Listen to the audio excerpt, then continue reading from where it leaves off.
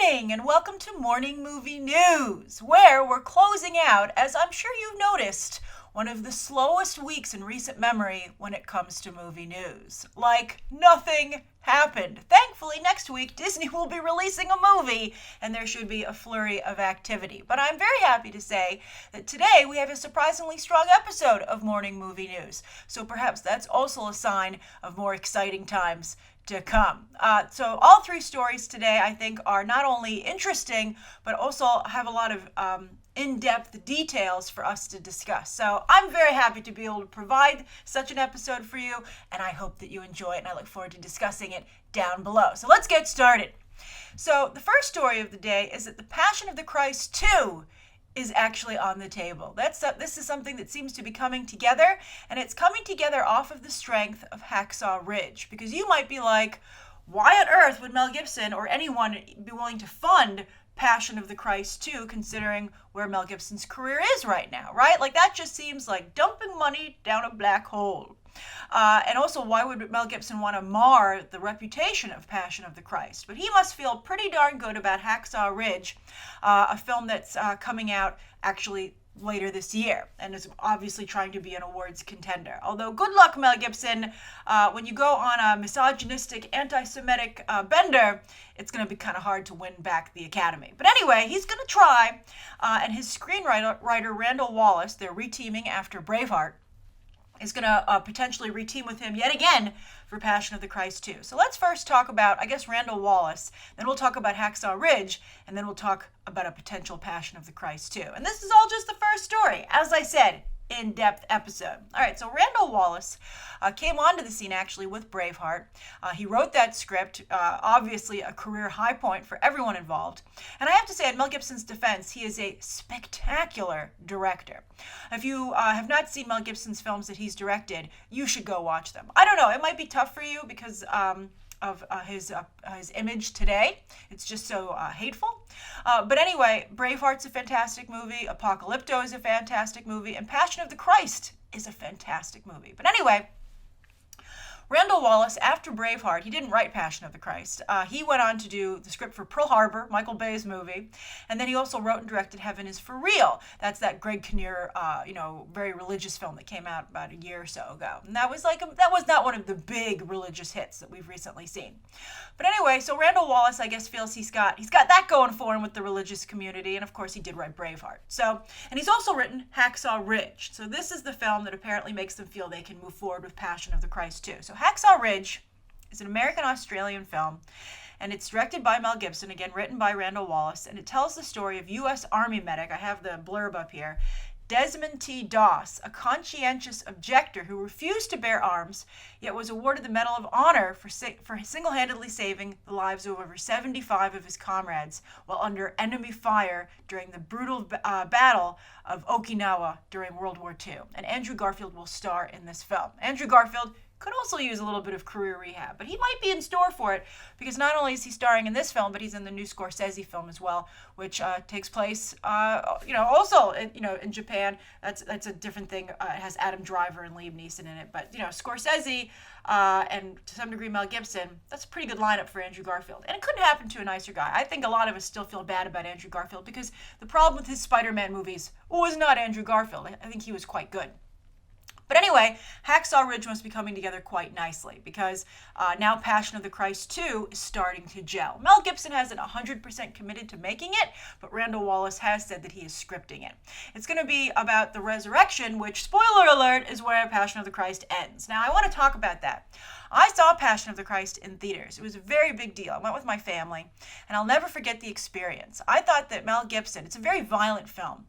And actually, it is still the highest grossing R-rated film domestically of all time. Deadpool came awfully close, but Passion of the Christ still edges it out with $370 million domestic. And that was over 10 years ago. So if you were to count inflation, but we never do. But still, it would still beat Deadpool today. And worldwide at that time, it did 611. Deadpool did close to 800 million. So Deadpool is now the highest grossing R-rated movie worldwide, whereas Passion of the Christ is still the highest grossing R-rated movie domestically. But, basically, Deadpool and Passion of the Christ are kind of the top performing R-rated movies of all time. What a combo! All right, so anyway, Passion of the Christ did a really good job of showing what Jesus took upon himself, the pain and the suffering, which is the whole idea of Jesus, right? Jesus takes on humanity's pain and suffering to cleanse us of it, right? Like he took on all the hate of mankind. That's what was done to him, and he was able to not fight back, turn the other cheek. The whole idea behind a large part of Christianity. And so it was an extremely, tears streaming down my face. It was a really emotional roller coaster of a ride. Mel Gibson really got you. And at the end of the movie, when Jesus is, resurrected, the way it's handled, I'll never forget it because the theater went absolutely crazy. I was in a huge, one of those really big theaters, back in the day when people would go and see, a lot of people would go to the movie, right? So it was hundreds of people, and everyone just went nuts.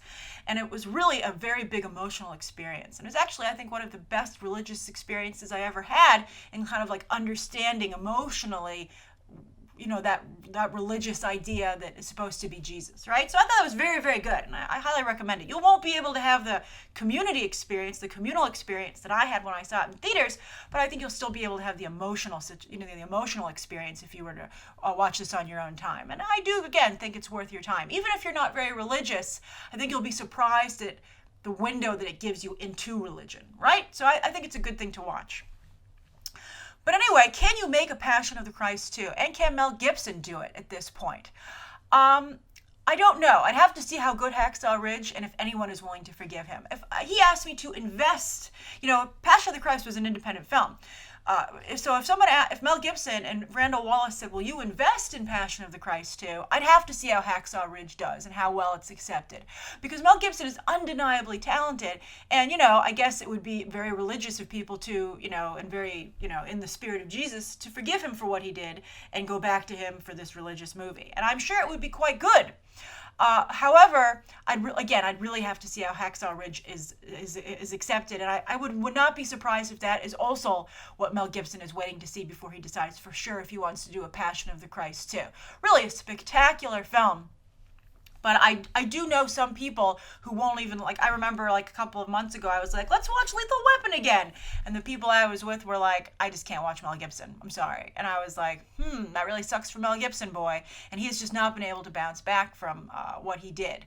I'm sure some of you in the comments will be saying, oh, why do you do this, Grace? Why can't you separate what someone does personally from what they do professionally? But I think you have to recall that for a lot of people, Mel Gibson said such horrible things about everybody basically who wasn't a white dude, that it's hard to separate that and be like, hey, I'm going to give you money and spend time with you and help your career, when I know in real life you just think I'm a horrible person and you think so little of me. Just the things he told his girlfriend he hoped that she was gang raped by a bunch of black guys, and he did not, of course, use such, nice language when he said it. He said very bad, anti-Semitic things. He said horrible things about women. And so basically, who's really left to see his movie at that point? And, a lot of the people around the world who are still very religious today who would be interested in this movie are kind of people he spoke out against. So I think Mel Gibson, I just don't know if he can go back. So I'll be curious to know what you think. I think, and I would love to see a religious movie of that quality, but perhaps maybe someone else should make it. But I'm curious to hear what you think, and let's keep an eye on Hacksaw Ridge. All right, so let's take a very different turn for the second story of the day, and that's Suicide Squad at Comic-Con. Suicide Squad is going to have a major presence at Comic-Con, as was announced yesterday via The Hollywood Reporter. Warner Brothers, as many of you predicted, is going to try and really dominate the Comic-Con news feed this time, because people are saying Disney is going to pull back. I don't believe Disney will. Disney does not have a D23 this year, so Disney will partake in Comic-Con. I believe, as many of you do, that they're going to probably make some major Captain Marvel announcements at Comic-Con this year. So it'll again be a who won Comic-Con situation between DC and Marvel. But anyway, Fox is sitting out Comic-Con, and I think it's ironic because, as many of you also pointed out, Deadpool came from Comic-Con, basically. So Fox is bowing out, but Suicide Squad, I think, is very similar to Deadpool in terms of tone and appeal, so it makes perfect sense for them to try and duplicate Deadpool to some degree. They would be thrilled with a Deadpool-type performance. Now, and also Suicide Squad is perfectly positioned because it takes place at the end of July, and Suicide Squad comes out the first weekend of August. So all those headlines would really funnel people the excitement into that opening weekend. So what are they going to do? Well, the whole cast and David Ayer will be there, of course. They're going to appear on a special episode of Conan O'Brien, which will tape at Comic-Con on that Saturday and air that night on TBS. They will be at the DC Entertainment booth for autographs with fans. They will also be touring the Hard Rock Hotel, which is a major press point at Comic-Con. It's right across the street from the convention center, and it's right at the entry point to the main, to the Gaslamp district. It's right into the main thoroughfare where everybody goes always to eat and stuff. So, like, the Hard Rock Hotel is very well positioned.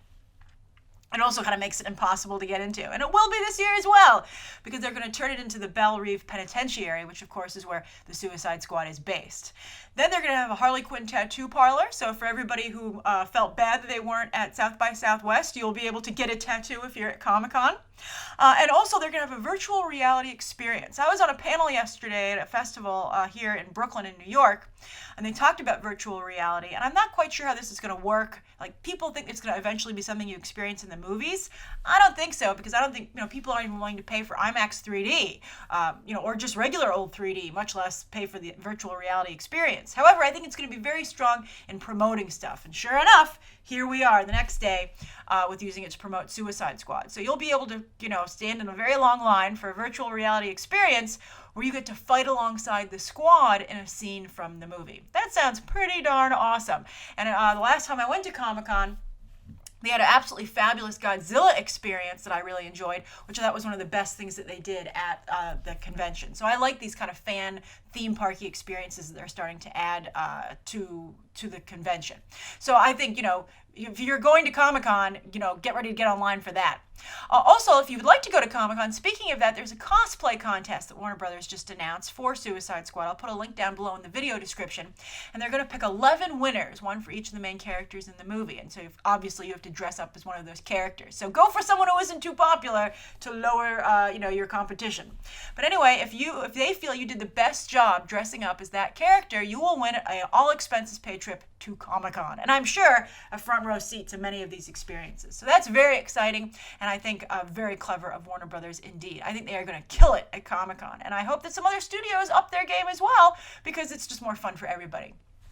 All right, so the third story of the day is that Jennifer Lawrence continues to get work. I don't know at what point people are going to realize that I think she's not in a good place with fans right now, but this kind of plays off of that a little bit, this choice. And so, and again, sign deals for as long as you can, because then maybe one of those movies will bring you back on track, and then everybody will forget, they were upset with you. One of my favorite Saturday Night Live quotes from Weekend Update this year was that they say, nobody stays upset with anyone for long. We wanted to deport Justin Bieber, then Sorry came out, and now everybody's okay with him again. So you're only as good or bad as your last movie. So this is going to be one of Jennifer Lawrence's upcoming last movies, potentially. All right, so Adam McKay, who of course is coming off of The Big Short, and now apparently is moving into more highbrow films, permanently, because of course he came off of working with Will Ferrell. Nothing too shabby about that, though. He and Will Ferrell have made some very successful films together, but not recently, so I guess that's why he wants to transition. But he and Jennifer Lawrence have just agreed to work together. There's no set date for when this will happen, but it's a deal that's come together. And they're going to tell the story of Elizabeth Holmes, who is the head of Theranos, which is a private lab. Now, this is an interesting story because Elizabeth Holmes is, a self-made billionaire, and she got a lot. You'll see why I put that in quotation marks in just a moment. But she, was in the tech sector, and she had a company that said it had a special new way to do blood tests, and she was worth $4.5 billion. But Forbes just ran a story on her saying $4.5 billion to zero because her company was just seriously devalued. And that's where her wealth came from. Her shares in the company, it was worth $9 billion. She had 50%. That's how she got $4.5 billion. However, although it's said that when her company, if it has to go out of business, she's the last to get paid. So that's why zero. But it was revealed that she perhaps was not totally truthful about what she can deliver in terms of lab tests, that the results are not accurate, and that there are problems. And so she kind of turned out to be a very shady figure, which is interesting. And I think that I would love to see a portrayal of women in business maybe not being that great. There's always that, that's the way it goes. Like, you start having more strong female characters in business, and they're all wonderful saints. And then you start showing them a little more realistic light, right? And so I think that's good. I think this is a good natural progression. And because Elizabeth Holmes is a bit of a villain, obviously, I think it would be interesting to maybe take Jennifer Lawrence and play into that. I think it's become very clear to all of us that, well, Jennifer Lawrence is a good actress. She has like zero range, right? She just is always Jennifer Lawrence. She's just very good at being Jennifer Lawrence. And there are obviously a lot of ways that you can use Jennifer Lawrence because of the huge amount of movies that she makes.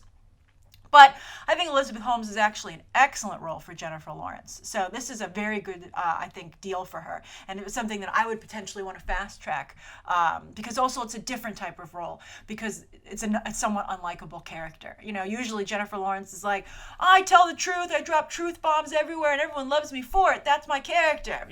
I'm brutally honest and that's what makes me awesome. That's like her whole kind of persona, although she's become a kind of a persona non grata after the whole Mystique situation and some of the things she said in the last couple of months. So that's a good way to kind of like to pull that, to just face that head on. So I think it's actually an excellent idea. I'd be curious to know what you think of it. All right, so those are the 3 stories of the day. I hope you enjoyed them as much as I enjoyed them. Let's get on to the viewer question from Bay McCulloch.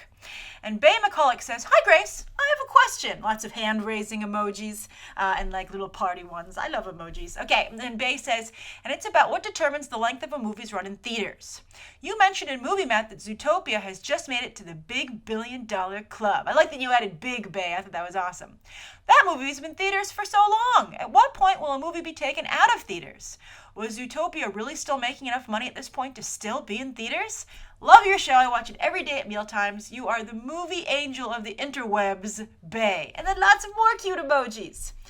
This is a great question, Bay, and I think it has, one of the reasons I like it so much is that it has a very simple answer, and that's that a movie will stay in theaters as long as it's making money. For instance, speaking of Movie Math, just the last week or two, I pointed out that Zootopia was still in the top 10. And so as long as their audience is going to see a movie, you're going to see it in theaters. And that's also why sometimes a movie will disappear from theaters so quickly, because no one's going to see it, and the theater goes, I am losing money on this auditorium. I would be better off playing another movie on another screen than keeping this here. And also, studios book a certain number of screens. So they might be like, you know what, screw it, this movie's a failure. Give this screen to another one of the movies that I have coming out because it's just a mess. So Zootopia was just an amazing success. It did just make it into the $1 billion club, and it was part of the reason it was a success. It was because obviously people went to see it for so long. That's like the ideal situation when you get buzz for a movie, and that's when you start to get people going in waves. Remember how we've been talking about how most people don't go to see a movie once a month, if that. Most people only go a couple times a year. But sometimes that person will go, and especially if they go only a couple times a year, it's not opening weekend. So they'll be like, wow, so many people have seen Zootopia. Zootopia is being talked about so much. I think I'll finally go. And that's how the movie sustains itself for such a long period of time, that people are coming out in waves because of buzz and people talking about it. And Zootopia, it's probably now out of theaters because it's available on demand. And if you haven't seen Zootopia, you should definitely check it out. It's now available for purchase. It's a very good movie. It deserves all of its success, and it's Disney's first big hit of the year, of which there have been many. They've got 3 huge hits, Alice not so much, but Finding Dory obviously is on the horizon, and Moana as well. So anyway, Bay, that's the answer to your question. As long as people want to see it, the theater will play it, especially because the longer it's in the theater, the bigger percentage they get of the box office, right? At the beginning, most of the box office goes to the studio, and the theater makes their money off of concessions. But as the time goes on, they get a bigger percentage, and the studios do that to incentivize them also to keep it in the theater. All right, thank you everybody. That's today's morning movie news. Right down below, I think it's today's top 3 stories. Bay's viewer question: any movies? I think maybe perhaps if you want to comment on that, what's a movie that you waited a really long time to see but ended up seeing in the theaters eventually, and why did you finally decide to go? And then let me know anything you'd like to see covered on a Monday, and any questions, of course, that you might have. Thanks for watching. Bye.